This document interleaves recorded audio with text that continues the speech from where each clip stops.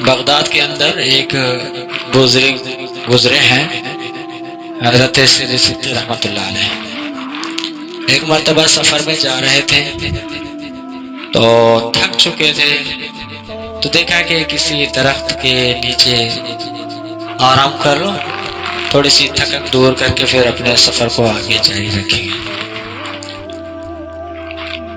تو وہاں پر جتنے بھی درخت تھے ان میں سے ایک درخت جس کا سایہ گھنا تھا، وہاں پر اسی درخت کے نیچے سو جاتے ہیں۔ تھوڑی سی آنکھ لگتی ہے تب تک اسی درخت سے آواز آتی ہے، یا سری کن مثلی، اے سری تم میری طرح بن جا۔ اب حضرت سیدی صدیق رحمۃ اللہ علیہ بڑے پریشان ہوئے کہ کون یہ آوازیں دے رہا ہے اور میں کس کی طرح بنوں۔ تو بعد میں تھوڑا سا تفکر اور فکر کرنے کے بعد سمجھ میں بات آ گئی کہ یہ آواز تو درخت سے بھی ہی آ رہی ہے۔ تو حضرت سیدی صدیق رحمۃ اللہ علیہ سوال کرتے ہیں کیف اکون مثلک، میں تیرے طرح کیسے بنوں، کس طرح میرے لیے ممکن ہوگا تیری طرح بننا۔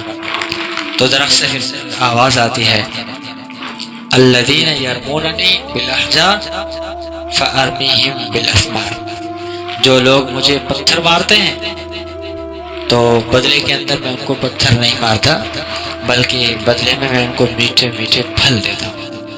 یعنی جو تکلیفیں دیں تو ان کو بھی نفع پہنچاؤ، کبھی بھی ان کے نقصان کا نہ سوچو۔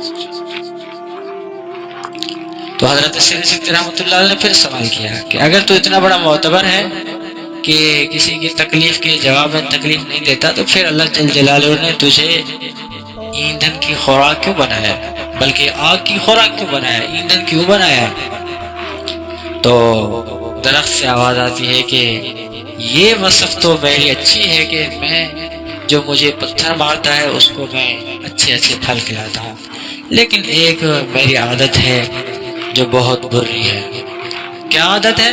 وہ عادت یہ ہے املیت بالاحوال کذا وکذا، جب